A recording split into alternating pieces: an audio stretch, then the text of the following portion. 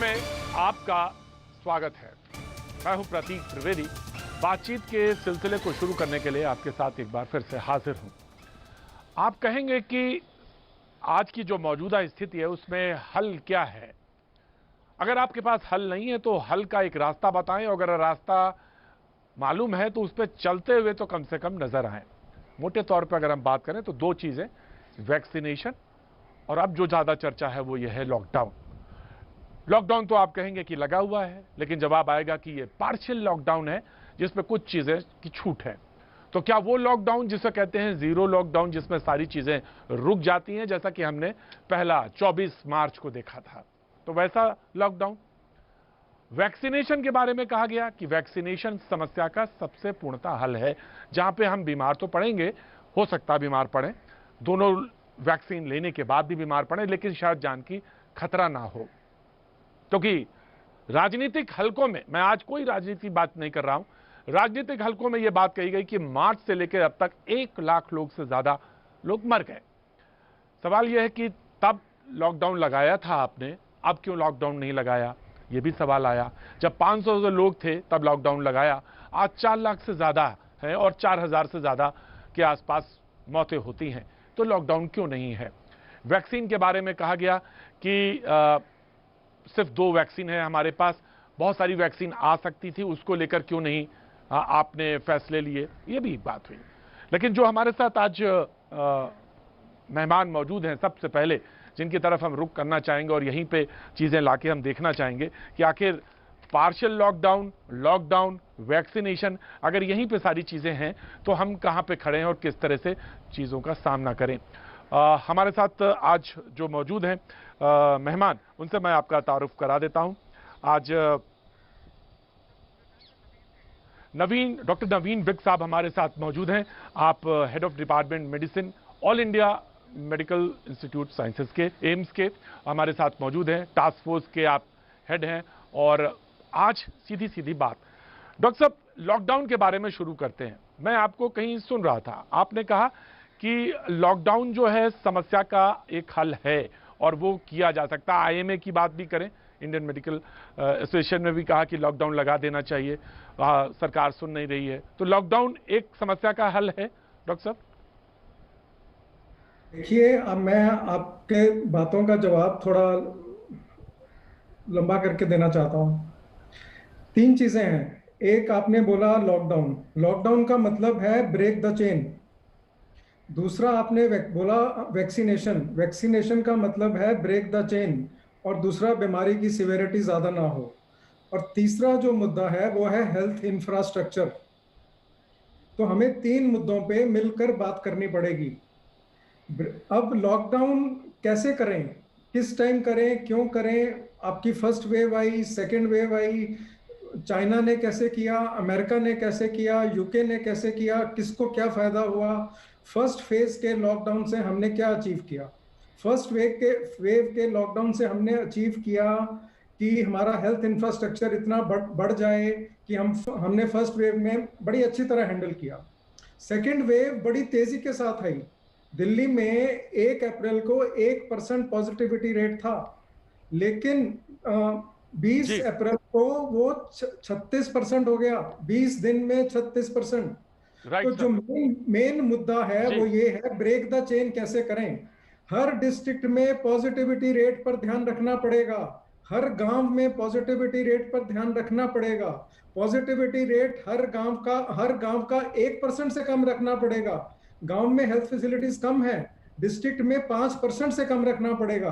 अभी आपका 20%, 30%, दिल्ली में 36% से 3 हफ्ते के लॉकडाउन के बाद आज हम 21% पे आए हैं। मुंबई में भी इस तरह हम कम आए हैं। तो लॉकडाउन का मतलब दोनों है, micro containment and macro containment. हम सिर्फ मैक्रो कंटेनमेंट में पूरे देश में हमें सब कुछ ध्यान में रखते हुए, असेंशियल सर्विसेज को ध्यान में रखते हुए एक लॉकडाउन करना पड़ेगा ताकि किसी को कोई तकलीफ ना हो। ये एक बहुत मुश्किल मुद्दा है, चाहे वो सेंटर हो, चाहे वो स्टेट हो, चाहे वो डिस्ट्रिक्ट हो। डिस्ट्रिक्ट इसमें मेन मुद्दा है। हर डिस्ट्रिक्ट को district magistrate, district collector, doctor साहब जैसे 718, डॉक्टर साहब जैसे 718 डिस्ट्रिक्ट हैं और लगभग 230 डिस्ट्रिक्ट ऐसे हैं जहां पे राइज और ग्राफ बराबर बराबर देखने को मिल रहा है। अब इन 718 में 230 को कंप्लीटली शट डाउन कर दिया जाए, एक बात ये लोगों ने कहा नहीं नहीं नहीं 718 में कंप्लीटली शट आउट करिए, किसी ने कहा नहीं, जो पॉजिटिविटी रेट जहां पे 5 आ जाए वहां ढील छोड़ दीजिए, जहां 19 और 20 है वहां पे आप कंटेन कर लीजिए। डॉक्टर भी ये एक कॉन्टिन्यूस प्रोसेस है, इसको हम कहते हैं सप्रेस एंड लिफ्ट। जब 5% पे आ गया, मैंने इतना सप्रेस कर दिया कि 5% से नीचे ले आया, फिर मैं लिफ्ट कैसे करूंगा? ये एक कॉन्टिन्यूस प्रोसेस 2 साल का 3 साल का प्रोसेस है, तभी ये वायरस कंट्रोल में आएगी। अभी देखो कितनी एकदम अनकंट्रोल में आ गई। जैसे ही 5% पे आएगा तब आप 25% खोलिए, पहले फिर 50% खोलिए, इतनी देर में आपकी वैक्सीनेशन और लग जाएगी, तो फिर आप 75% खोलिए, फिर अगर बढ़ गया तो फिर आप सप्रेस कर दीजिए, 5% से ऊपर बढ़ गया तो उस तरह आप रिस्ट्रिक्शंस, ये कॉन्टिन्यूस प्रोसेस है। हमें समझना पड़ेगा कि लॉकडाउन एक, आप इसको लॉकडाउन बोलिए, आप इसको स्ट्रिक्ट रिस्ट्रिक्शंस बोलिए, आप इसको माइक्रो कंटेनमेंट बोलिए, आप इसको मैक्रो कंटेनमेंट बोलिए, सब एक है। ये गांव की लड़ाई है, ये तहसील की लड़ाई है, ये डिस्ट्रिक्ट की लड़ाई है। आप फरमान जारी कर दीजिए, फरमान जारी करने से कुछ नहीं होगा। जब तक मेरे मन में गिल्ट रहता है कि भाई मैंने अपने किसी घर में किसी को पॉजिटिव ना कर दूं, मेरे सामने वाले ने मास्क नहीं पहना, तो मेरे को बोलना पड़ेगा भाई आप मास्क पहनो। वैक्सीन लगने के बाद भी वैक्सीन का असर 2 महीने में आएगा, और वो भी 100% असर नहीं है, फिर भी मास्क पहनना पड़ेगा। हमें पैनिक नहीं क्रिएट करना है, हमें सिर्फ सावधानी लेनी है। राइट डॉक्टर साहब, आपकी बातचीत से दो चीजें, पहला एक सवाल ये, आपने कहा ये लंबा प्रोसेस है 2-2.5 साल का, हम इसी चीज को जानना चाहते हैं कि लोगों को मेंटली प्रिपेयर होना पड़ेगा इस वक्त देश में। यानी आप जब कहते हैं 2 से 2.5 साल, तो यानी हम तीसरी लहर को कहीं ना कहीं जोड़ लेते हैं, तो फॉर दैट कि ये 5% पॉजिटिविटी रेट आएगा तो हम ढील दे देंगे आपको 1% के आसपास। राइट, आप क्लियर करिए डॉक्टर साहब। डॉक्टर नवनीत भी 5% पे आएगा तो हम ढील देंगे पहले 25% की, फिर हम ढील देंगे 50% की, फिर हम ढील देंगे 75% की। तो हमें 5% से कम रखना है। टेस्टिंग हमें इतनी अच्छी रखनी है कि हम टेस्टिंग कर करके लोगों को आइसोलेट करना है, लोगों को टेस्ट करके जो पॉजिटिव है, और लोगों की जिम्मेवारी है कि भाई मेरे को आज सिम्टम है तो मैं घर में रहूंगा, मैं अपने घर में किसी को इन्फेक्ट नहीं कर सकता हूं, पूरी फैमिलीज इन्फेक्ट हो रही हैं। ये सबका फर्ज है, सेंटर हो, स्टेट हो, डिस्ट्रिक्ट हो। और मेरा सबसे बड़ा फर्ज है कि मैं किसी अपने मन में मैं गिल्ट नहीं ला सकता कि मैंने अपने घर में किसी को इन्फेक्ट कर दिया या अपने ऑफिस में किसी को इन्फेक्ट कर दिया। तो इसीलिए गांवों को बहुत ख्याल रखना है, हमें गांवों को बचाना है, हमें शहरों को बचाना है। शहरों में फिर भी कुछ राइट डॉक्टर साहब, बड़े शहरों में सुविधाएं राइट डॉक्टर साहब, मैं उसी पे आ रहा हूं। डॉक्टर सूर्यकांत जी हमारे साथ, राइट डॉक्टर सूर्यकांत जी हमारे साथ हैं, चेस्ट फिजिशियन हैं, आप हेड ऑफ डिपार्टमेंट है रेस्पिरेटरी डिपार्टमेंट के king George medical college Lucknow से। डॉक्टर आंचल गुप्ता भी हमारे साथ जुड़ रही हैं, आप सीनियर आई सर्जन हैं। Thank you so much doctor साहब। मैं डॉक्टर सूर्यकांत को भी शामिल करूंगा, लेकिन डॉक्टर नवनीत भी एक बात और बहुत जोर से आ रही है, और वो ये आ रही है कि लोगों ने एक्सपेरिमेंट किया। किसी ने कहा कि एक येलो फीवर के टाइम में 100 साल पुराना रेफरेंस दिया, और उन्होंने कहा कि जो आपकी वैक्सीन है उसको डिवाइड कर दिया। और ये बात जब कोविशील्ड के समय भी था, जब टेस्टिंग हो रही थी तब उसमें भी कि हाफ हाफ लगाई और रिजल्ट अच्छे आए। जब हमारे सामने वैक्सीन की प्रॉब्लम है, डिमांड और मांग की इतनी ज्यादा गैप है, तो उसमें वैक्सीन को डिवाइड किया जाए और लोगों को फैलाया जाए और ज्यादा से ज्यादा लोगों को वैक्सीन लगा दी जाए, और रिजल्ट उसके अच्छे आ रहे हैं। कुछ डॉक्टर्स ने यह सजेशन दिया, आपका ओपिनियन इसमें क्या है? मैं भी यही कह रहा हूं कि हमें इसमें थोड़ी और सोच लगाने की जरूरत है। अगर मुझे आज कोविड हो गया तो मैं कोविड का मरीज हूं, तो मैं 6 हफ्ते के बाद वैक्सीन लगा सकता हूं। तो मैं एक ही वैक्सीन और लगाऊं तो वो बहुत है मेरे लिए, तो हमें उसको 2 वैक्सीन लगाने की जरूरत नहीं है। ये हमें समझना पड़ेगा, और हमें हमारी प्रोसेस को समझना पड़ेगा कि हम कुछ गाइडलाइंस में बदलाव लाएं कि एक मुझे कोविड हो गया तो शायद एक वैक्सीन से मेरा काम चल जाएगा 6 हफ्ते के बाद। दूसरी बात, कोविशील्ड जो एक वैक्सीन है वो हम 3 महीने में भी लगा सकते हैं। हमें उसमें 6 से 8 हफ्ते का है, लेकिन जो डेटा दिखाता है कि 3 महीने में भी लगा सकते हैं। जरूरी ये है कि हम अपना पहला शॉट ले लें, वो बहुत जरूरी है। तब तक वैक्सीन और आएगी, वो हम कर पाएंगे। तो हमें इस पे सोच करने की थोड़ी जरूरत है। किसी को कोविड हुआ तो वो सिर्फ एक ही वैक्सीन लगा ले तो उसका काम, आप उसको रिसर्च से जोड़ के आगे देखिए।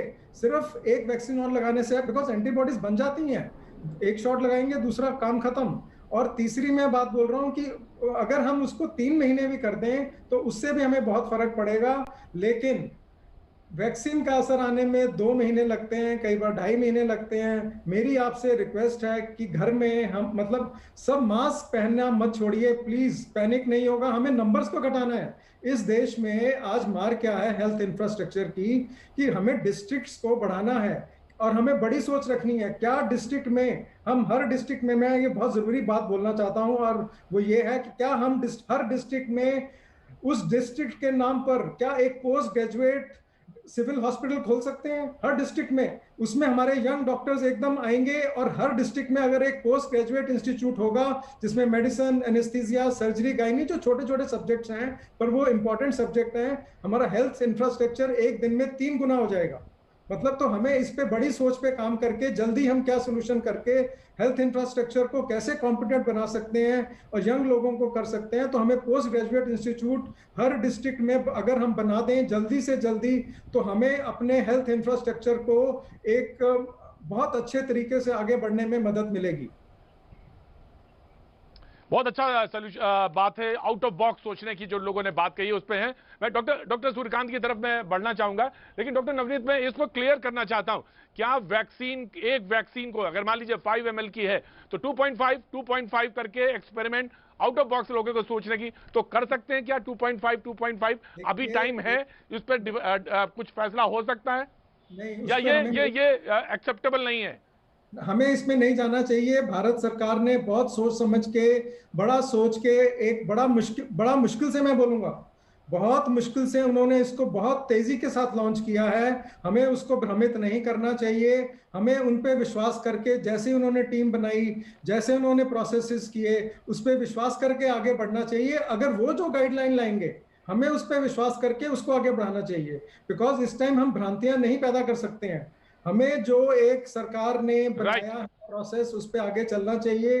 वो अपनी सब डेटा को इकट्ठा करेंगे, अपना रिसर्च करेंगे, साइंटिफिकली उसको आगे बढ़ाएंगे, हमें उस पर विश्वास करना चाहिए। तो हमें अपनी सरकार पे, अपने साइंटिस्ट पे विश्वास करना चाहिए, और इसी तरह अपने डॉक्टर पे भी विश्वास करना चाहिए। हमें पेशेंट को पेशेंट ही रहना चाहिए, उसको पेशेंस रखना चाहिए, और अपने हेल्थ केयर वर्कर को प्रेशर में नहीं लाना चाहिए, नहीं तो सिस्टम खराब हो जाएगा। मैं उस पे आ रहा हूं क्योंकि बहुत ज्यादा प्रेशर है डॉक्टर्स पे भी और पैरामेडिकल स्टाफ पर बहुत प्रेशर है। मैं जानता हूं कि कोई रेस्ट नहीं है और उसकी वजह से बहुत सारी प्रॉब्लम्स जहां आईसीयू सेंटर्स हैं उनमें आ रही है। मैं डॉक्टर सूर्यकांत जी आपके पास आना चाहता हूं। आप क्योंकि king George medical college Lucknow में बैठे हैं, आप डिस्ट्रिक्ट भी देख रहे हैं और आप गांव की तरफ भी देख रहे हैं। समस्या सबसे ज्यादा विकट इस वक्त गांव में और डिस्ट्रिक्ट में, जिसकी तरफ डॉक्टर नवनीत इशारा कर रहे थे। आ क्या रही है समस्या, क्या लॉजिस्टिकली समस्या क्या है, जिसको कि जानना बहुत जरूरी है। Doctor Suryakant. Doctor Navneet sir ने बहुत अच्छा एक खाका खींचा है कि कैसे हम बड़े परिप्रेक्ष्य में इस समस्या को देख सकते हैं और कैसे हम सॉल्व कर सकते हैं। और उसमें कई चीजें ऐसी हैं जो मैं आउट ऑफ बॉक्स लानी पड़ेंगी। हमने 14 महीने के अंदर बहुत प्रोटोकॉल बना लिए। दोस्तों, मैं बहुत विनम्र निवेदन के साथ कहना चाहता हूं कि अब प्रोटोकॉल तोड़ने का समय आ गया है। तोड़िए बंधन, तोड़िए प्रोटोकॉल, और अब खुल के खेलने का समय आ गया है। खुला खेल फर्रुखाबादी, जिसमें हमारे उत्तर प्रदेश में एक शहर है फर्रुखाबाद, वहां ये कहावत है। देखिए समस्या क्या है कि हमारे जो इन्फेक्टिविटी रेट जो हमारे हेल्थ केयर वर्कर्स का है 35% हो गया है। हमारे किंग जॉर्ज मेडिकल यूनिवर्सिटी में 1000 जूनियर डॉक्टर, सीनियर डॉक्टर हैं। 8000 के करीब हमारे जो हेल्थ केयर वर्कर्स हैं। और आप सोचिए कि हर तीसरा अगर संक्रमित है तो हमारी मैन फोर्स, हमारी मैन पावर, हमारी वर्क फोर्स, अरे ये कम हो रही है। ये जंग चल रही है, पैंडेमिक की लड़ाई है। और देखिए दुनिया में जब भी कोई लड़ाई लड़ी जाती है अपनी वर्कफोर्स से लड़ी जाती है। हमारी वर्कफोर्स जो है वो संक्रमित हो रही है, कम हो रही है। और उससे ऊपर ग्रामों की स्थिति अगर हम देखें, मैं 1 महीने से लगभग गांव की अध्ययन कर रहा हूं। उत्तर प्रदेश में अभी पंचायत चुनाव हो रहे थे और उसके बाद जो है गांव में भी काफी केसेस बढ़े हैं। अभी उत्तर प्रदेश का आप ही ने बताया कि एक डिसीजन हुआ है कि फिलहाल जो जिला पंचायत अध्यक्ष का चुनाव है और जो ब्लॉक प्रमुख का अध्यक्ष का चुनाव है वो पोस्टपोन कर दिया गया है जून के लिए। बहुत अच्छा किया है, मैं स्वागत करता हूं इसका। कोई भी ऐसी चीज जिसमें हम भीड़ इकट्ठा करते हैं, क्योंकि कोरोना 2 चीज से, मैं कहता हूं 3 सी याद रखिए। C for corona, C for crowd and C for congestion. ये 3 C बहुत इंपॉर्टेंट है। C फॉर कोरोना किससे बढ़ता है? वो 2 C से बढ़ता है, क्राउड से, कंजेशन से। और हमें बचना पड़ेगा क्राउड से भी, कंजेशन से भी। इसीलिए तो हम लॉकडाउन लगाते हैं, इसीलिए तो हम पार्शियल लॉकडाउन लगाते हैं। डॉक्टर साहब ये तो लोगों को समझ में आ गया। अब मैं डिबेट को खोल रहा हूं, लेकिन डॉक्टर नवीद जो जिस बात के कह रहे थे कि हमको सोचना पड़ेगा और ये लॉकडाउन की स्थितियों की तरफ आना पड़ेगा, क्योंकि और कोई सोल्यूशन नहीं है। डॉक्टर नवीद भी हमारे साथ सिर्फ 6 बजे तक के लिए थे, क्योंकि उनके पास आगे उनको मीटिंग में जाना है, लेकिन उन्होंने कहा कि लॉकडाउन के अलावा कोई सोल्यूशन नहीं है, आपको सोचना पड़ेगा। जैसी पॉजिटिविटी रेट आपकी 5 से नीचे जाए तो आप उसको खोलिए, और ये चीजें आपको कंटिन्यूएशन 2-2.5 साल के लिए प्लान करनी पड़ेंगी, तब ये आप कंट्रोल पे आएंगे, और इसके लिए लंबी लड़ाई के लिए प्रिपेयर होना पड़ेगा। जी डॉक्टर सूर्यकांत जी बिल्कुल, लंबी लड़ाई के लिए पढ़ना पड़ेगा। मैं प्रतीक जी आता हूं गांव की स्थिति के बारे में। मैंने कहा कि हमारे जो हेल्थ केयर वर्कर्स हैं वो काफी इन्फेक्टेड हैं। अब देखिए, ग्रामीण जो चिकित्सा व्यवस्था है, वहां कोई बड़ा अस्पताल है नहीं, वहां पर टेस्टिंग की सुविधा है नहीं, वहां पर ट्रीटमेंट की सुविधा है नहीं, और समस्या तो ये है कि वहां पर लोगों को ये प्रशिक्षित करें कि भाई ये कोरोना का लक्षण है, ये कोरोना का लक्षण नहीं है, या हम अपनी पल्स ऑक्सीमीटर से ऑक्सीजन नाप लें, ये भी सुविधा नहीं है। तो कैसे बचाएं हम ग्रामीण भाइयों को? तो बहुत सिंपल एक आउटलाइन मैंने निकाली है, मैं आपके सामने रखता हूं। देखिए, गांव में एक चीज तो बस करनी होगी कि एक छोटा सा पल्स ऑक्सीमीटर की व्यवस्था तो करनी होगी, क्योंकि उसके बिना हम कोरोना को न तो जान पाएंगे, न पहचान पाएंगे, न उपचार कर पाएंगे। लेकिन उसके लिए एक बहुत विनम्र निवेदन है कि नए नए ग्राम प्रधान चुने गए हैं, वो अपने प्रधान चुनने की खुशी में एक सौगात गांव वालों को दे दें कि पल्स ऑक्सीमीटर की व्यवस्था कर दें, उनके ऑक्सीजन लेवल के नापने की व्यवस्था कर दें। क्योंकि देखिए, लक्षण तो इतने हैं, वो जो क्लासिकल लक्षण हुआ करते थे कि तेज बुखार आएगा, सूखी खांसी आएगी, सांस लेने में तकलीफ होगी, वो सब ध्वस्त हो गए हैं। कोई भी लक्षण कोरोना का हो सकता है।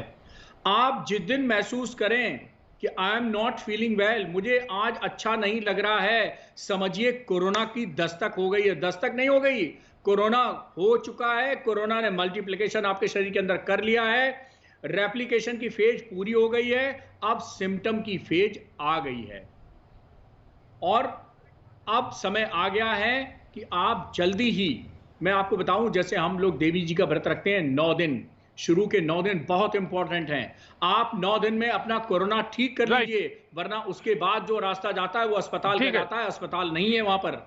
तो मैं कहता हूं कि कोई भी डॉक्टर गोडसे भी हमारे साथ अमेरिका से जुड़े हैं। जी, डॉक्टर रवि गोडसे हमारे साथ अमेरिका से जुड़े, उनका भी स्वागत है। लेकिन हमारे साथ बहुत देर से डॉक्टर आंचल गुप्ता मौजूद हैं।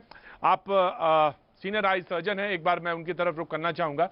डॉक्टर आंचल गुप्ता, तमाम सारी बातें हो रही हैं। मैंने लॉकडाउन से बात शुरू करी कि लॉकडाउन सोल्यूशन है, उसके बाद मैंने वैक्सीन पे बात करी, क्योंकि वो एक माना गया कि एक अच्छा सोल्यूशन है और बढ़ सकते हैं। वैक्सीन डिवाइड करके दें या ना दें, क्योंकि डॉक्टर गोडसे उस दिन हमारे साथ कह रहे थे कि ये डिवाइड करके भी दी जा सकती है, तो उस पर भी बात हुई।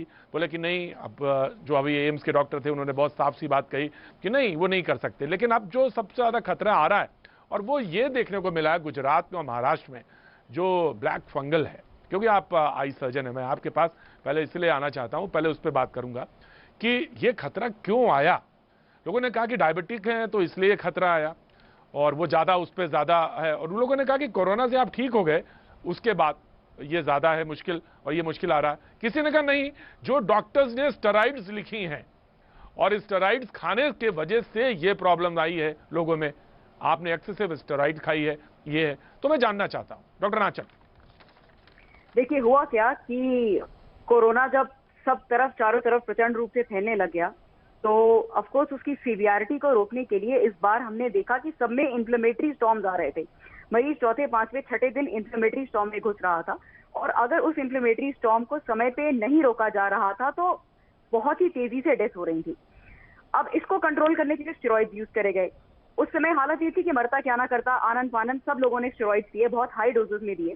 हुआ यूं कि हमारे देश में हमेशा से लोग अपनी मर्जी से इलाज भी करते चले आ रहे हैं, तो कई लोगों ने डॉक्टर की सलाह पे स्टेरॉइड लिया, और कई लोगों ने उसी पर्चे को रेप्लिकेट करके अपने घरों में स्टेरॉइड ले लिया। लोगों ने घरों में अपनी ऑक्सीजन चला ली, ना ही उन्होंने उसके पाइप को स्टेरलाइज किया, ना ही उसके वाटर का ध्यान दिया। हाई डोजेस में स्टेरॉइड लिए, हाई डोजेस में ऑक्सीजन ले ली, और कोविड की वजह से इम्यूनोसप्रेसिव थे। अब ये जो फंगल इन्फेक्शन है, ये एक अपॉर्चुनिस्टिक इन्फेक्शन होता है। अपॉर्चुनिस्टिक यानी जहां उसको अपॉर्चुनिटी मिली अपने लिए सुटेबल, वहां वो पनपना शुरू हो गया। मजेदार बात यह है कि ये फंगस कोई नया नहीं है, ये हर समय हर जगह तैर रहा है, मगर ऐसे सिचुएशन में जहां इम्यूनिटी स्टेरॉइड की वजह से सप्रेस हुई, जहां उसको परफेक्ट ह्यूमिडिटी मिली उस ऑक्सीजन वाले फ्लूइड के अंदर, और वो मरीज जो पहले से ही इम्यूनो सप्रेस थे, वही मरीज आमतौर पे हम देख भी रहे हैं सीरियस हो रहे हैं। अगर देखा जाए तो सीरियसनेस की तरफ जा रहे हैं, 1 से 1.5% मरीज हैं, शायद 1% से भी कम, जो मोर्टेलिटी की तरफ जा रहे हैं। तो ये मरीज जो पहले से ही इम्यूनो सप्रेस थे, हाई डायबिटीज की वजह से, मैलिग्नेंसी की वजह से, लंबे चौड़े समय के ट्रीटमेंट की वजह से, इन सबों ने फंगस ने घर किया। इस समय जो भारत का टेम्परेचर भी है ऑल ओवर, वो भी बहुत ही कंड्यूसिव है इस फंगल ग्रोथ के लिए। तो ऑल ऑफ अ सडन हम लोग ने चारों तरफ इस फंगल इन्फेक्शन को देखा और इसका भय फैल गया है। अब है क्या कि हम सबके लिए कोविड एक नई सिचुएशन है, कोई पहले से अवेयर नहीं था। तो अब जो पाया जा रहा है कि ये बीमारी आ रही है सामने, तो इसके अर्ली साइंस को डिटेक्ट किया गया और फिजिशियंस जो बाकी वाइटल्स, डायमर, सीआर, सीटी स्कोर, इन सब चीजों को देख रहे थे, साथ ही वो क्लिनिकल फाइंडिंग्स को भी देखे फंगस की और इसको तुरंत रोक ले, क्योंकि अगर इसको रोका नहीं गया है, बढ़ता चला गया, तो इसकी मोर्टेलिटी 50% है। मात्र 2 से 4 दिन का ये समय देगी अपने आप को भयावह रूप पकड़ने में। तो मैं एज एन डॉक्टर आंचल, मैं एक सवाल जानना चाहता हूं। आपने कहा कि इसको रोकने की जरूरत है, तो ये इन्फेक्शियस है?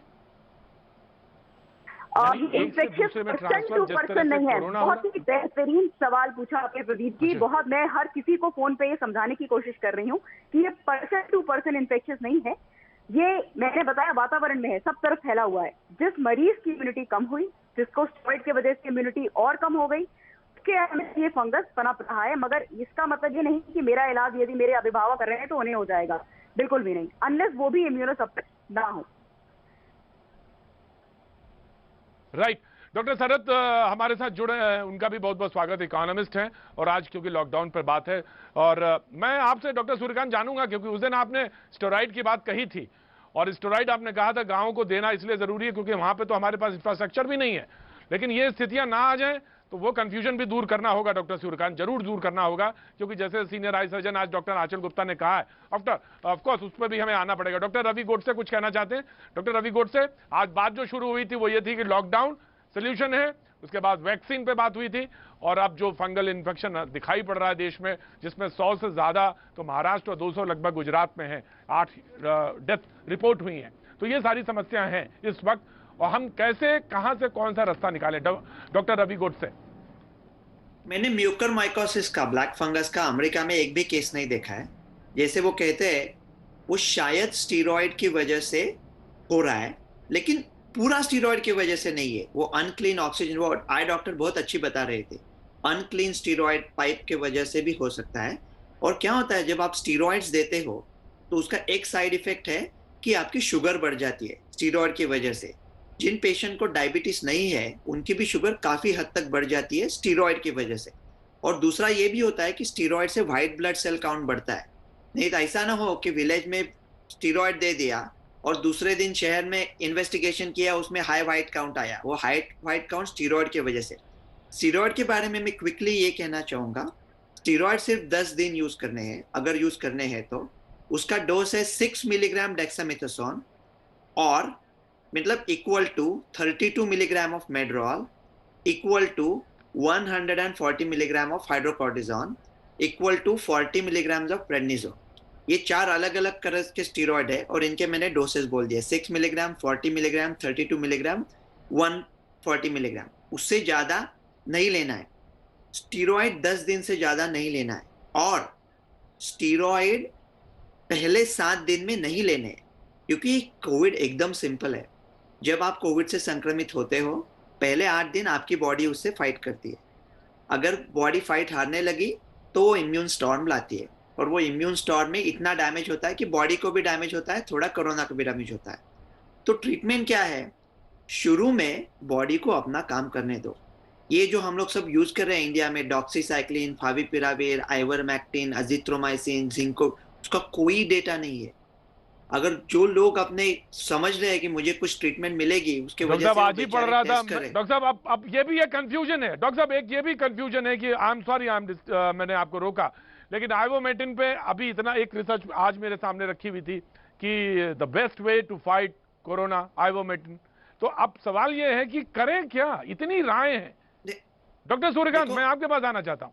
डॉक्टर सूर्यकांत, मैं आ रहा हूं, रवि गोडसे आ रहा हूं मैं आपको। Doctor Ravi Godse, I will give you time of course sir.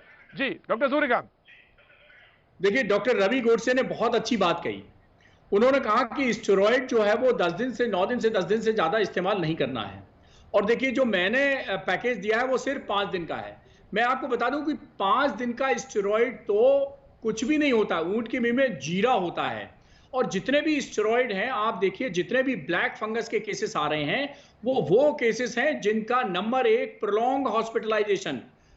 कोई ओपीडी बेसिस पे ब्लैक फंगस नहीं आ रहा है। जो हॉस्पिटलाइज्ड हैं, जिनका लंबा हॉस्पिटलाइजेशन है, जिनके बहुत दिनों से इंजेक्शंस लग रहे हैं, हाई डोज के इंजेक्शंस लग रहे हैं, लोग खूब पल्स थेरेपी दे रहे हैं 1000 मिलीग्राम। अभी डॉक्टर गोडसे बोल रहे थे कि हाइड्रोकोर्टिसोन 120 मिलीग्राम, लोग जो है methyl prednisolone 1000 milligram pulse therapy hydrocortisone की दे रहे हैं। डायबिटीज जो है वो शुगर बढ़ के 400 500 600 तक हो जा रही है।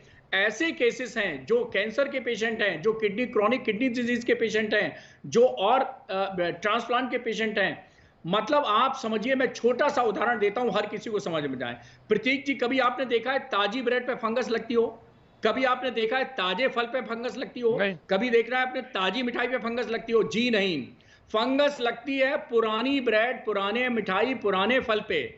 तो जिसकी लंबी आपने एक पारी खेल ली है, इम्यूनिटी पहले से कमजोर थी और इम्यूनिटी कमजोर हो गई। और इम्यूनिटी सिर्फ स्टेरॉइड के इंजेक्शन से कमजोर नहीं होती है, इम्यूनिटी मेंटल इम्यूनिटी भी होती है। आदमी अस्पताल में बैठा है, उसका डिप्रेशन हो गया है कि मैं अस्पताल से बचूंगा नहीं बचूंगा, मर जाऊंगा, क्या करूंगा, इससे भी उसकी इम्यूनिटी कमजोर हो रही है। उसकी इम्यूनिटी कमजोर हो रही है एंटीबायोटिक से, वो भी कमजोर हो रही है, स्टेरॉइड से भी कमजोर हो रही है, वेंटिलेटर पे डाल दिया गया और उसकी इम्यूनिटी कमजोर हो गई। और सबसे बड़ी बात, आप ये सोचिए कि बैकग्राउंड क्या है। बैकग्राउंड अगर किसी इम्यूनो कंप्रोमाइज की है, उसी में जाके ब्लैक फंगस हो रहा है। कोई ओपीडी केसेस में ब्लैक फंगस नहीं आ रहा है। ग्रामीण भाइयों के लिए मैं कहना चाहता हूं कि ग्रामीण भाइयों को ना चिकित्सा की सुविधा है, ना उपचार की सुविधा है, ना जांच की सुविधा है। इसीलिए मैं उसी पे आऊंगा, मैं आ रहा हूं, मैं उसी तरफ आ रहा हूं, मैं उसी तरफ आ रहा हूं, मैं उसी तरफ आ रहा हूं जी, मैं उसी तरफ आ रहा हूं। लेकिन डॉक्टर आंचल आपके पास आना चाहूंगा। डॉक्टर आंचल, सवाल ये था कि जिस तरफ कि सिर्फ स्टेरॉइड्स की वजह से नहीं। जी, डॉक्टर सूर्यकांत ने बहुत ही सही शब्द निकाला, जो कि पूरे कोविड की जड़ है। The only word which is going to control the entire COVID in the time, in the years, in the decade to come is immunity. Prevention is better than cure. हम लोग सालों से सुनते चले आ रहे हैं, यहाँ पे इधर से इलाज, उधर से इलाज, ये स्टेरॉइड, वो steroid, IV steroid, oxygen concentrator, सब चीज नहीं। भाई मसला की इम्यूनिटी पे अवेयरनेस आग की तरह फैलानी है। लोगों को बेसिक हाइजीन आग की तरह के दिमाग में घुसाना है। लॉकडाउन तब तक कंटिन्यू रखिए जब तक 10 से 20% बेड वेकेंट ना होने शुरू हो जाएं। उसके बाद में लॉकडाउन अचानक से मत खोलिए, 4:3 करिए, 4 दिन काम करिए, 3 दिन स्ट्रिक्ट लॉकडाउन। मगर देश पूरा अपनी इम्यूनिटी में काम करे। हर घर में पल्स ऑक्सीमीटर हो, हर घर में थर्मोमीटर हो, हर घर का आदमी को खाने पीने की सही डाइट के बारे में अवेयर किया जाए।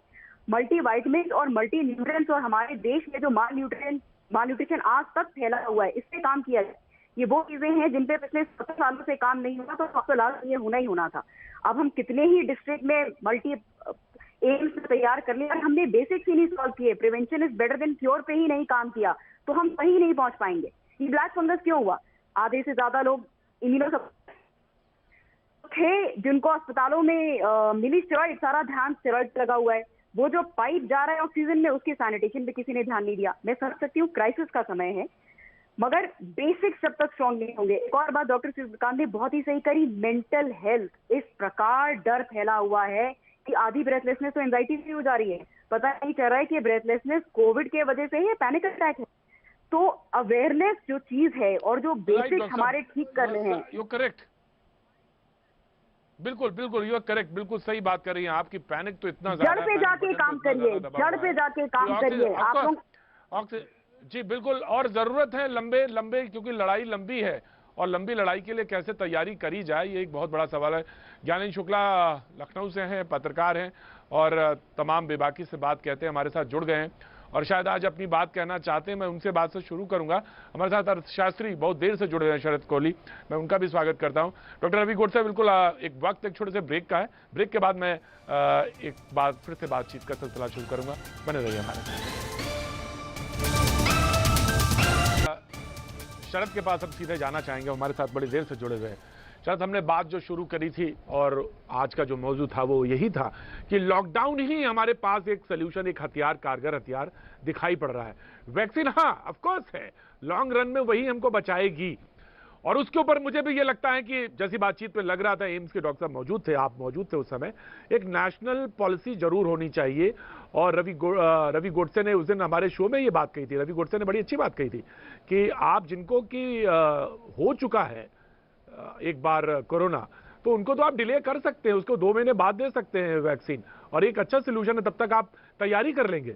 लेकिन लॉकडाउन को लेकर अब लगभग लोगों के दिमाग में तस्वीर है, 718 लगभग डिस्ट्रिक्ट है देश भर में, 230 के आसपास ऐसे हैं जहां पे, और कहीं कहीं तो पॉजिटिव रेट अगर नॉर्थ ईस्ट में बात करें कहीं की तो 76% है। कोलकाता की बात करें तो 45, यानी हर दूसरा आदमी पॉजिटिव है। आज दिल्ली की अगर बात करें तो आज तो घट के 19 के आसपास आ गई है, लेकिन ये 32 थी। आप अंदाजा लगाइए, ये कमोवेश पूरे नेशनल एवरेज है, वीकली एवरेज है। तो देश में अगर हम कहीं भी स्थिति में इस समय बात करें तो लॉकडाउन की तरफ जाता हुआ दिख रहा, पार्शियल से काम नहीं बनता हुआ नजर आएगा।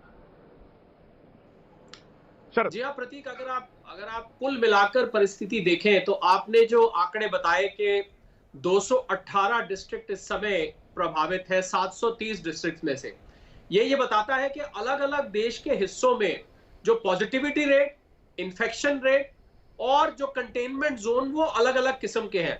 मुझे लग रहा है इसी बात को लेके सरकार ने, क्योंकि हम एक फेडरल स्ट्रक्चर में रहते हैं, हर राज्य यूनिक है, हर राज्य का हेल्थ इंफ्रास्ट्रक्चर यूनिक है, हर राज्य में इन्फेक्शन और पॉजिटिविटी यूनिक है, ये हम देख ही चुके हैं। मुझे लग रहा है इसी बात को लेके सरकार ने इस दफे, पिछली दफे हमने देखा, आपने जो शुरू में शो में बोला था कि जब 500 केस हुए थे तो नेशनल लॉकडाउन लग गया था, पर सरकार ने इस बार इसको डिफरेंट तरीके से लिया कि आप स्टेट्स के ऊपर छोड़ दीजिए। पर अगर प्रतीक, अगर हम आज भी देखें परिस्थिति, तो अगर आबादी के लिहाज से देखें तो करीब करीब 70% से अधिक आबादी किसी ना किसी प्रकार के लॉकडाउन में है। ऐसा नहीं है कि लॉकडाउन नहीं है, पर क्योंकि ये पार्शियल लॉकडाउन है, और देखिए जो इसका आर्थिक, देखिए जो डॉक्टर्स कह रहे हैं, मैं भी एक इंसान हूं और अर्थशास्त्री बाद में हूं, पहले इंसानियत के नाते मैं किसी भी ऐसे कदम का, किसी भी ऐसी सलाह का सपोर्ट करूंगा जहां पर लोगों की पहले जानें बचे। पर क्योंकि मैं एक अर्थशास्त्री भी हूं तो मेरा यह दायित्व बनता है प्रतीक कि हम देश को यह भी अवगत कराएं कि जब पिछले साल जब लॉकडाउन हुआ था, जो नेशनल लॉकडाउन जिसको कहते हैं, शायद कुछ लोग भूल गए होंगे, उसकी कीमत क्या आई थी। प्रतिदिन जो नेशनल लॉकडाउन होता है प्रतीक, वो 40,000 करोड़ रुपए उसकी प्रतिदिन कॉस्ट आती है। कुल मिला के 24% जीडीपी गिर गई थी फर्स्ट क्वार्टर में, सब जानते हैं। 8% उससे अगले क्वार्टर में गिर गई थी। करीब 1,90,00,000 नौकरियां चली गई थी। और प्रतीक, मैं आपको एक बहुत इंटरेस्टिंग आंकड़ा बताता हूं, करीब 35% परिवार देश में उस समय ऐसे थे जिनके घर में एक दिन या कई दिन खाना नहीं बना था। 23% परिवार ऐसे थे जिनको उधार लेना पड़ गया था, जिनके पास अपनी रसोई चलाने के लिए जगह नहीं थी। ये मैं आपको नेशनल लॉकडाउन के परिणाम बता रहा हूं, और ये कहते हुए मैं साथ में ये बार बार जोड़ना चाहूंगा कि किसी भी ऐसे कदम जिससे लोगों की जानें बचे, उसके साथ मैं पूरे दिलो दिमाग से खड़ा हुआ हूं। पर ये दो-धारी तलवार है, आगे कुआं पीछे खाई वाली सिचुएशन है, क्योंकि एक तरफ लोगों की जान है, दूसरी तरफ जहान है। ऑफकोर्स शरद, मैं एक संवेदनशील इंसान हूं। मैं भी एक छोटे से शहर से आता हूं, एक बहुत छोटे से शहर में आज से आता हूं, दिल्ली में बैठा हूं और घूमता हूं गांव की तस्वीर। ज्ञानेंद्र मेरे के बगल में बैठे हैं, वो मुझसे ज्यादा बेहतर तस्वीर बताएंगे। लेकिन मैं सच बता रहा हूं कि ये तर्क आया था कि आप ऐसे नहीं मरेंगे तो हम वैसे मर जाएंगे, अगर हम कोरोना से नहीं मरेंगे तो हम भूख से मर जाएंगे। लेकिन समस्या ये है कि अगर कोई कदम नहीं उठाया गया, आईएमए कह रहा है, इंडियन मेडिकल एसोसिएशन ने साफ कहा कि प्लीज आप इस पे कदम उठाइए।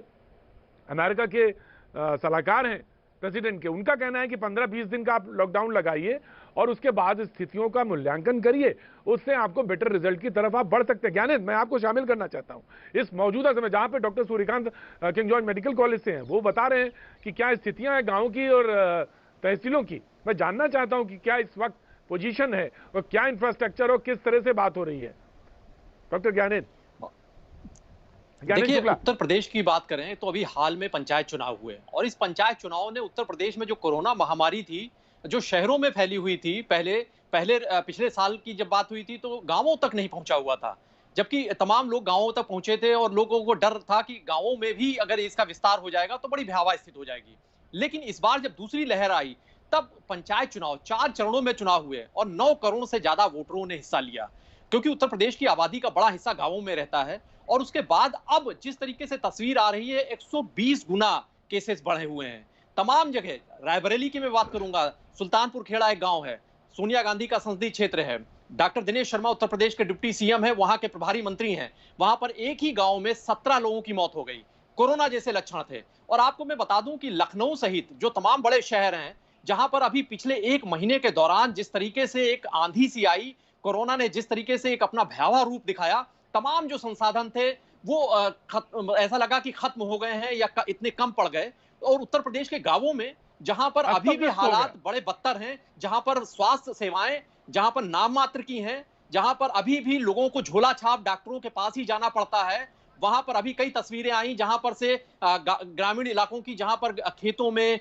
बागों में लोग अपने ड्रिप चढ़वा रहे होते हैं और गांवों में तो लोग जान ही नहीं पाते हैं। वहां पर तमाम जगहों पर आया कि एक रहस्यमयी बुखार आया, लोगों को सांस लेने में तकलीफ हुई और दम तोड़ दिया। तो ये उत्तर प्रदेश के गांवों में ये पंचायत चुनावों ने जिस तरीके से कोरोना को फैलाया है, उसके लिए निश्चित तौर से यहाँ की जो राजनीतिक सत्ता है उसके ऊपर सवालिया निशान लगेंगे। और मैं आपको दूसरी बात बता दूं कि उत्तर प्रदेश में टीम 11 हुआ करती है अफसरों की, अब टीम 9 हो गई है। और उत्तर प्रदेश में पिछले 1 साल में इस टीम 11 ने पूरी तरीके से, एक तरीके से कहा जाए, सरकार यही चला रही है। मंत्री विधायक यहाँ पर उत्तर प्रदेश में राजनीतिक सत्ता के ऊपर अगर कोई हावी है तो ये अफसरशाही हावी है। और ये अफसरशाही इसने 1 साल में कौन सा ऐसा काम किया कि दूसरी लहर से बचने के लिए कौन सा ऐसा काम किया, इसकी ऑडिट, इसके परफॉर्मेंस की भी ऑडिट होनी चाहिए, ये भी तमाम मांग उठ रही है। तो उत्तर प्रदेश में अगर हम बात करेंगे, जिस तरीके से आप पूरे देश के परिप्रेक्ष्य में बात कर रहे हैं, उत्तर प्रदेश में पंचायत चुनावों ने हालात को बद से बदतर किया है। और आज की, भले ही लखनऊ की अभी आंकड़े जो आए हैं 1200 के करीब आए हैं। ठीक है गानेंद्र, राइट गानेंद्र, मैं मेरे पास भी फोन आ रहे हैं और इसी तरह की बातें आप सही कह रहे हैं और बिहार में भी यही मौजूदा स्थिति है। मैं आपको डॉक्टर रवि आप ही के पास आ रहा हूं। ऐसी स्थिति जब हो तो जिस तरह से एक अर्थशास्त्री बात कह रहे थे डॉक्टर रवि, शरद कह रहे थे कि हम एक अर्थशास्त्री भी हैं, हमको तमाम सारी चीजें देखनी पड़ती हैं, हमको जीडीपी भी नजर रखना पड़ता है। अब तमाम चीजों को मद्देनजर होते हुए क्या हम लॉकडाउन की तरफ बढ़े और इस बीच में क्या हमारा एक कोई नेशनल पॉलिसी, एक खासतौर से वैक्सीनेशन को लेकर तो जरूर हो जानी चाहिए, तय हो जाना चाहिए कि हमको ये प्रायोरिटी हमने बनाई एज में, लेकिन अब हमको देने में जो ये प्रायोरिटी है इस पे भी हम थोड़ा सा टाइम मिल जाए, बाय कर लें, सो दैट कि हम एक स्टॉक बना लें, तो हम आगे और अच्छी तरह से, बेहतर तरह से निपट सकते हैं। और एक लॉकडाउन क्या जरूरी है लगता है डॉक्टर रवि गोडसे? लॉकडाउन अभी जरूरी है, लेकिन अगर अभी लॉकडाउन करेंगे तो 20 दिन बचेंगे। 20 दिन में क्या करेंगे? नया लॉकडाउन करेंगे, ये तब तक हम खत्म हो जाएंगे। इसी वजह से हम अभी 5 चीजें कर सकते हैं। उस वजह से मैं महामारी को 4 हफ्ते में फिनिश करके दिखाऊंगा, दी एंड कर दूंगा। सबसे पहले चीज है, आपके जो ग्रामीण भाई है उनको मैं आंखें में आंखें डाल के कह सकता हूं, देखो, अगर आपको अभी कोविड अंकल से मिलना है, कोविड चाचा जी से आपसी मुलाकात तय है, इतना फैल चुका है वो, आपका चुनाव है कि वैक्सीन के टीके से रास्ते से जाना है या डिसीज के रास्ते से जाना है। कोविड से तो आपकी मुलाकात अभी तय है। अगर आपको कोविड हुआ है तो 99% से भी ज्यादा चांस है कि आप आराम से ठीक हो जाओगे। और अगर आप कोविड से ठीक होते हो तो ये जो नेचुरल इम्यूनिटी अच्छी तरह से टिक रही है, तो 9 दिन में आपका दी एंड हो गया पैंडेमिक का निजी रूप में। तो आप डरिए मत, ये जल्दी खत्म होने वाला है। 3.5 लाख जो केसेस आ रहे हैं उनके पीछे छिपे 10 लोग और है। 3-3 करोड़ अगर या 30 लाख लोग रोज संक्रमित हो रहे हैं तो 9 दिन में वो प्रोटेक्टेड हो रहे हैं। जल्दी केसेस हमारे कम हो जाएंगे। मैं एक चीज कहूंगा लॉकडाउन के पहले, ये 5 चीजें मेरा पंचसूत्री है, ये अगर गवर्नमेंट ने आज किया तो 4 हफ्ते में ये खत्म हो जाएगा। पहली चीज है 1 घंटे की रोज प्रेस कॉन्फ्रेंस। देखो अभी हमने कितनी आसानी से बात कही। अगर प्राइम मिनिस्टर या हेल्थ मिनिस्टर बोलता है कि रेमडेसिविर 5 दिन से ज्यादा यूज मत करो, स्टीरॉयड 10 दिन से ज्यादा यूज मत करो, डोज ज्यादा यूज मत करो, 7 दिन पहले दिन में 7 स्टीरॉयड मत दे दो, बाकी की दवाई डरो मत, ये ऐसा अगर सेंट्रल में एक शो में आ गया 1 घंटे में, सब कंफ्यूजन दूर हो जाएगा, व्हाट्सएप यूनिवर्सिटीज को ताला लग जाएगा। दूसरी बात है टीकेकरण के सिवाय अभी हम बच नहीं सकते। लॉकडाउन से 3 हफ्ता बचेंगे, 3 साल नहीं, 3 साल में मर जाएंगे। टीकाकरण अभी चालू रखना चाहिए।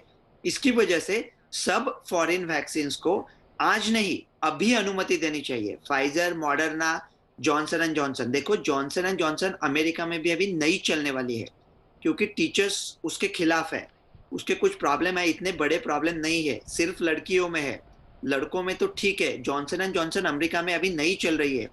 अमेरिका में अभी डोसेस हमारे जो स्टेट्स है जो उनका वैक्सीन का कोटा अलॉट हुआ है उसके 10% भी वो नहीं मांग रहे। हमारा अभी पॉपुलेशन खत्म हो गया, हमको वैक्सीन की जरूरत नहीं है। सब प्राइवेट वैक्सीन इंडिया में ला दो आज। तीसरा, वैक्सीनेशन प्राइवेटाइज करो, गवर्नमेंट के हाथ से नहीं हो रहा है। प्राइवेट कंपनीज को सप्लाई दे दो, वो दे दे, गवर्नमेंट से नहीं हो रहा है काम।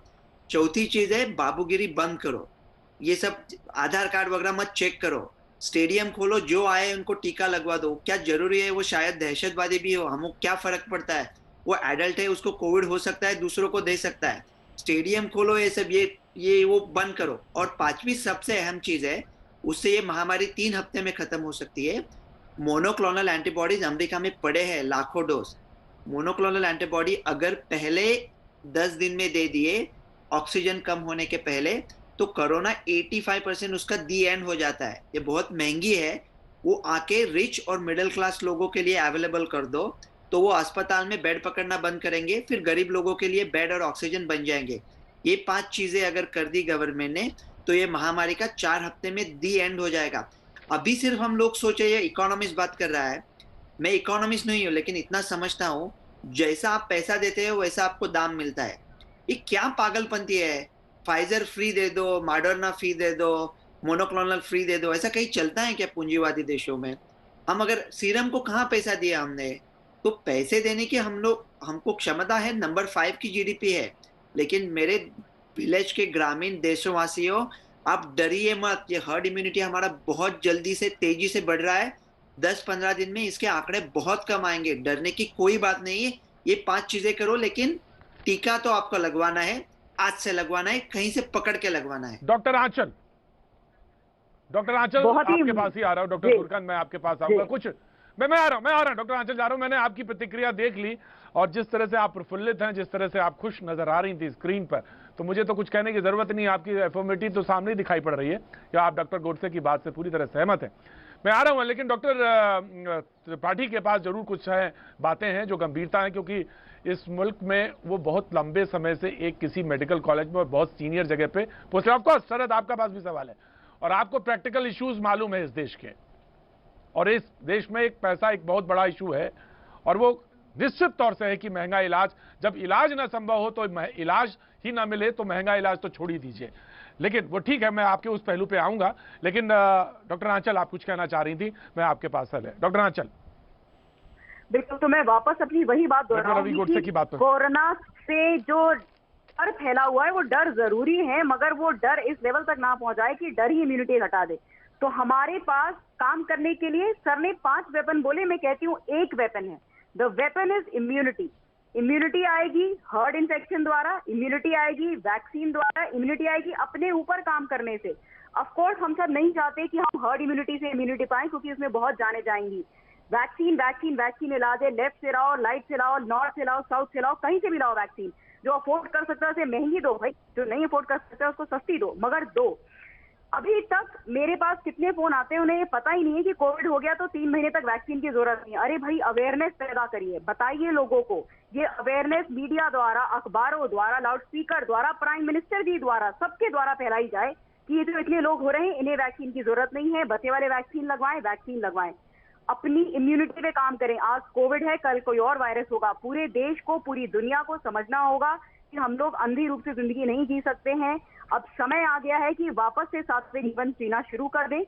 जो हेल्थ केयर फैसिलिटी है उस पर ट्रस्ट करें, जो वैक्सीन है उस पर ट्रस्ट करें और हर तरीके से जाकर के वैक्सीन को अवेल कर सकें। बिल्कुल उसको स्टेडियम्स में लगा देना चाहिए। सबके आधार कार्ड है हमारे पास, कितने लोग कोविड पॉजिटिव हैं उसका रिकॉर्ड है हमारे पास, जो नहीं पॉजिटिव है उनको फोन करके लगवाई जाए, वैक्सीन लगवाई जाए। राइट डॉक्टर आंचल, मैं इस बात पे सहमत हूं। ऑफ कोर्स मैं आ रहा हूं, एक छोटी सी टिप्पणी आपके शरद में लूंगा लेकिन ब्रेक के बाद। सवाल यह है कि जिनको जो कोविड पॉजिटिव हो चुके हैं और वो रुक सकते हैं, अगर 2 महीने या 3 महीने तक रोका जा सकता है, जिसको कि डॉक्टर आंचल भी कह रही हैं, डॉक्टर रवि गोडसे भी कह रहे हैं, और उनको रोका जा सकता है तो हम अपनी वैक्सीन बचा सकते हैं। और जो जरूरत है जिनको, जी रवि गोडसे कुछ कहना चाहते हैं आप? डॉक्टर रवि गोडसे कुछ बोलना चाह रहे हैं? देखो, आपको जो इम्यूनिटी वैक्सीन से मिलती है वो डिसीज से मिले हुए इम्यूनिटी से ज्यादा तेज तर्रार होती है, लेकिन मगर हमारे पास वैक्सीन नहीं है, इसलिए जुगाड़ करके डोसेस बढ़ाने के लिए मैं कह रहा हूं कि वैक्सीन जिनको हुआ है उनको अभी 2-3 महीना रुको। और वो जो एम्स के डॉक्टर ने कहा ना कि हाफ डोज नहीं कर सकते, वो पूरी तरह से गलत है। यूके में ऐसा स्टडी हुआ था, गलती से यंग लोगों में आधा डोज दिया। लेकिन डॉक्टर साहब मैं इसमें एक सवाल आपसे पूछूंगा। लेकिन डॉक्टर साहब मैं अगर पूछूंगा, ब्रिटेन को मालूम था, उसकी ही वैक्सीन है कोवैक्सीन, वहां पे भी शुरुआत में ये बात आई थी कि हाफ वैक्सीन पे अच्छे रिजल्ट आए थे, लेकिन फिर उन्होंने, हाँ जी Covishield, I am sorry Covishield से, तो फिर उन्होंने क्यों नहीं ली? फिर वो सवाल ये आया कि ब्रिटेन ने क्यों नहीं ली, उन्होंने अपने हाफ वैक्सीन क्यों नहीं ली? तो इससे कंफ्यूजन कहीं और बढ़ता है सोसाइटी में, जिसको कि एम्स के डॉक्टर ने क्लियर किया था। और ये बहुत इंपॉर्टेंट पॉइंट है, उन्होंने क्यों नहीं ली और हमारे ऊपर ये क्यों थोपी गई? जी, क्योंकि उनके पास फाइजर और मॉडर्ना है। वो इतने होशियार लोग हैं कि फाइजर और मॉडर्ना उनकी वैक्सीन नहीं है, लेकिन फाइजर को परमिशन इंग्लैंड ने होशियार तो हमारी कम्युनिटी भी है। डॉक्टर रवि गोडसे, आप भी हमारी कम्युनिटी के हैं और हम भी होशियार ही हैं। हम ये नहीं मानते कि हम होशियार नहीं है। आप मेरी कम्युनिटी के हैं, हम भी होशियार हैं। देखो, भारत तो देखो, इंग्लैंड के जो कमिटी पे लोग बैठे हैं, अमेरिका की कमिटी में बैठे हैं, वो सब भारतीय मूल के हैं। सबसे होशियार लोग दुनिया के भारतीय है। मैं खुद भारतीय हूँ, सबसे होशियार लोग हैं हम। मैं यही कह रहा हूँ, ये होशियारी दिखानी चाहिए अभी। फाइजर और मॉडर्ना इंग्लैंड ने, मैं ऐसा कभी नहीं कहूंगा, मैं ऐसा कैसा कहूंगा भारत का बच्चा हूं, मैं कैसा कहूंगा मातृ दिन के दिन पे भारत माता को क्या कहूंगा? होशियार नहीं है, सबसे होशियार लोग हैं। लेकिन इंग्लैंड के पास चॉइस था, इसलिए वो कोविशील्ड अभी कहते हैं वो यंग लोगों में लगाते ही नहीं है, 30 के नीचे नहीं लगाते, अभी कहते हैं 40 के नीचे नहीं लगाते। वो इंडिया के लिए अच्छी बात है, वो डोज सब इंडिया में आ सकते हैं, लेकिन ये जो फाइजर और मॉडर्ना है उसको उन्होंने परमिशन दी। मैं आपकी बात को, क्योंकि आप हमारे साथ लगातार शो में मौजूद रहे हैं 2-3 दिन, और ये बात मुझे समझ में आई, और वो टास्क फोर्स में है, एम्स के डॉक्टर जो हैं वो टास्क फोर्स में है। उन्होंने बहुत सारी बातों को आपको कहा, आपकी बात को उन्होंने अपनी बात आगे बढ़ाई, और वो क्योंकि वो मेडिसिन के हेड हैं, और तो मैंने उनको सामने ये बात रखी कि आखिर हम अपनी वैक्सीन को डिवाइड कर सकते हैं, और डिवाइड कर देंगे तो अगर 100 हैं तो वो 200 हो जाएंगी। तो इस बात पर उन्होंने कहा कि नहीं, हमें बिल्कुल श्योर होना चाहिए, हमें कंफ्यूजन नहीं रखना चाहिए, और ये बात कहीं डिस्कस हुई है। हम वक्त एक छोटे से ब्रेक के बाद हम फिर हाजिर होते हैं, और बात थी लॉकडाउन के, जिसमें शरद कुछ कहना चाह रहे थे। आगे बढ़ेंगे और सूर्यकांत जी हमारे साथ मौजूद हैं। वक्त छोटे से ब्रेक का। एक बार फिर स्वागत है। बातचीत के सिलसिले को सीधे जोड़ेंगे, डॉक्टर सूर्यकांत हमारे साथ मौजूद है। डॉक्टर सूर्यकांत, सीधे आपके पास आना चाहूंगा, ये जानना चाहेंगे कि लॉकडाउन जरूरी है, लॉकडाउन एक समस्या का हल है और उसकी तरफ बढ़ना चाहिए, और दूसरी बात ये कि गांव और की तरफ, देहात की तरफ जो बात आप दिक्कत कह रहे थे कि इस समय बहुत, जिस तरफ ज्ञानेंद्र इशारा कर रहे थे, और आप भी लखनऊ से हैं, तो किस तरह से निपटा जाए, कैसे बनाया जाए, फोकस किस तरफ किया जाए? क्योंकि एम्स के डॉक्टर ने भी यही इशारा किया था कि गाँव डिस्ट्रिक्ट जो हैं इस समय सबसे ज़्यादा सेंटर पॉइंट होने चाहिए। डॉक्टर सूर्यकांत वालों के लिए मेरा बहुत मानना है कि गांव में जांच की सुविधा नहीं है, ना उपचार की सुविधा है, तो हर गांव वाले को अपना ही ख्याल खुद का रखना है। बस केवल यह है, थोड़ी सी प्रतीक त्रिवेदी की बात सुन लेनी है, थोड़ा सा न्यूज़ 18 की बात सुन लेनी है, थोड़ी सी डॉक्टर सूर्यकांत की बात सुन लेनी है। आपको खुद डॉक्टर अपना बनना पड़ेगा, अपना इलाज खुद करना पड़ेगा। अभी डॉक्टर रवि गोडसे से मैं बिल्कुल सहमत हूं कि पहला 9 दिन बहुत इंपॉर्टेंट है। और जो बात बार बार ये हो रही है कि अर्ली स्टेरॉइड, मैं आपको यहां क्लियर कर दूं। एक तो देखिए, मान लीजिए कि WHO से लेकर और जितनी भी इंटरनेशनल एजेंसी हैं, सबने कहा कि जीवन 2 ही चीजों से बच रहा है, एक ऑक्सीजन से और दूसरा स्टेरॉइड से।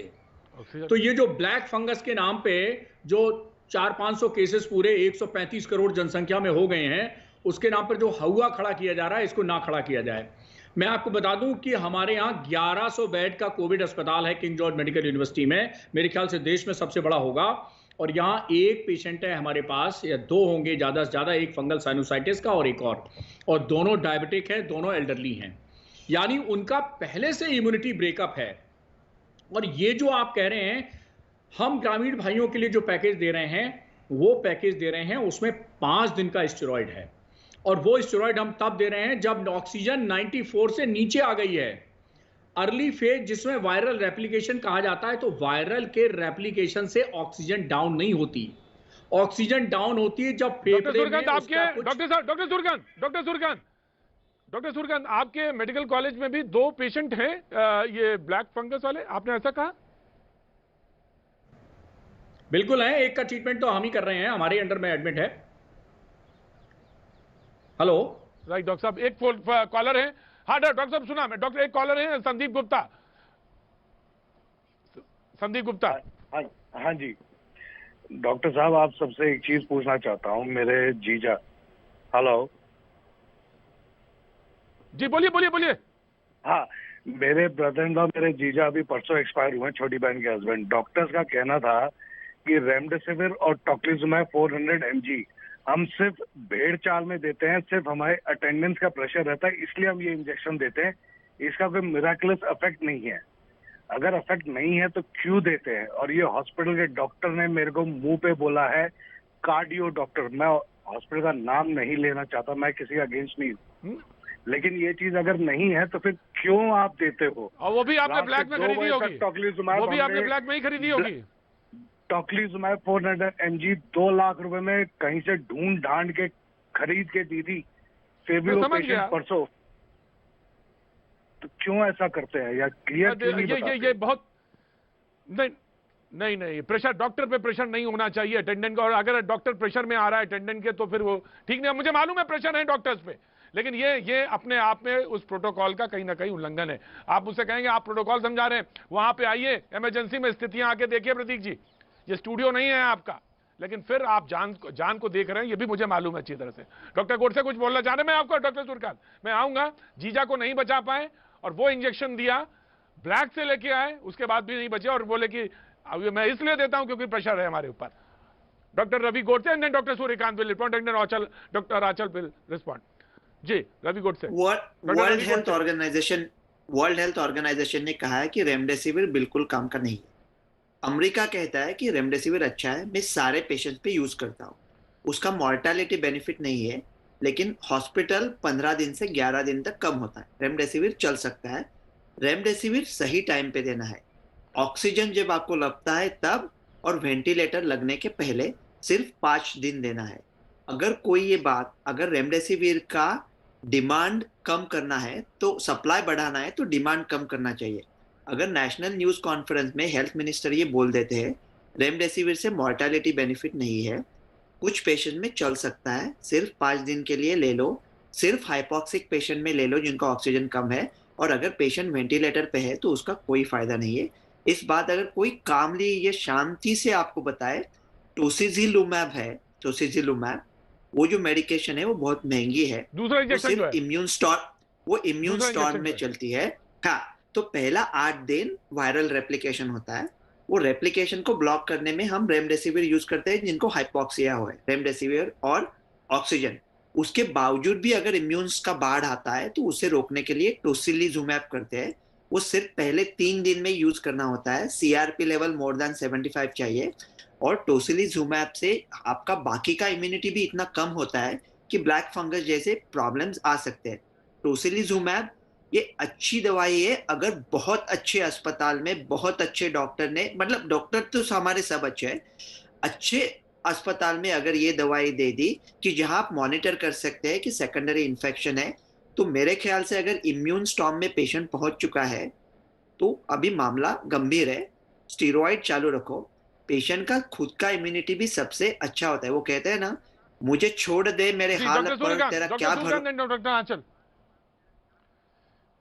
देखिए ये प्रतीक जी, डॉक्टर मेरे सूर्यकांत। ख्याल से अभी जिनका जिनका ये प्रश्न था रेमडेसिविर के ऊपर, इसको आप क्वेश्चन ऑफ द मंथ मान लीजिए। बहुत बड़ा संवेदनशील प्रश्न है ये। मैं 1 महीने से चिल्ला चिल्ला के, जब से ये सेकेंड वेव शुरू हुई है, मैं कह रहा हूं कि रेमडेसिविर बिल्कुल गेम चेंजर नहीं है। कृपया रेमडेसिविर की ब्लैक मार्केटिंग मत करिए, कृपया रेमडेसिविर की डिमांड मत रखिए। लोग घरों में मंगवा मंगवा के अपने होम आइसोलेशन में रेमडेसिविर लगवा रहे हैं। भाई ये जरूरत है, हमें रेमडेसिविर के खिलाफ बोलना पड़ेगा, बहुत तेजी से बोलना पड़ेगा। मैं डॉक्टर रवि गोडसे से बिल्कुल सहमत हूं कि हमें सरकारी, गैर सरकारी, असरकारी हर तरीके से बोलना पड़ेगा कि रेमडेसिविर के पीछे मत भागो।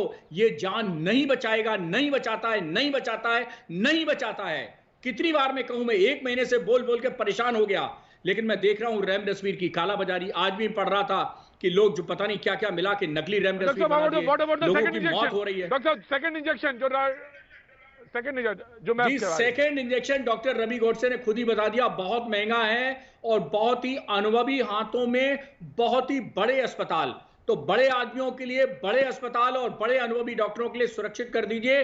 डॉक्टर सूर्यकांत आम आदमी के लिए बिल्कुल इस्तेमाल नहीं करते हैं, न करेंगे, बिल्कुल नहीं करेंगे। हमसे आप कहिए, मैं न टॉसिलीजुमाब इस्तेमाल करूंगा, न रेमडेसिविर इस्तेमाल करूंगा। देखिए हमारा देश स्थिति पे पहुंच गया है। आप बोलिए। बोलिए। मैं ये कह रही हूँ कि देश स्थिति पे पहुंचा हुआ है कि अब पछताए होत क्या जब चिड़िया चुग गई खेत। तो I will again go back to the fact कि रेमडेसिविर और टोक्लिजुमैब की स्थिति तक हम लोग पहुंचे ही नहीं। अगर हम सब 2 गज की दूरी, 2 मास्क है जरूरी, ये समझ लें। लॉकडाउन लगे ना लगे ये प्रशासन के हाथ में है, मगर हमारे हाथ में है 2 गज की दूरी, मास्क है जरूरी। हमारे हाथ में है कि पूरे देश के पास में स्मार्टफोन है, लेकिन थर्मोमीटर और पल्स ऑक्सीमीटर मात्र 10% लोगों के घरों में है। हमारे हाथ में है, हमारे हाथ में है। वक्त की जी डॉक्टर आंचल, वक्त की कमी है, जरूर वक्त की कमी है। शरद और ज्ञानंद से मैं माफी चाहूंगा, क्योंकि सवाल इसी बात पर था कि लॉकडाउन जरूरी या नहीं, या लॉकडाउन का ये वक्त आ गया या नहीं, क्योंकि उस चेन को तोड़ने के लिए क्या इस सही समय का इंतजार है, तो वही इंतजार है। इस पर तमाम सारी मुद्दों पे बात की, लेकिन आज अभी बस सिर्फ इतना। कल फिर होगी मुलाकात। वक्त है आर पार का।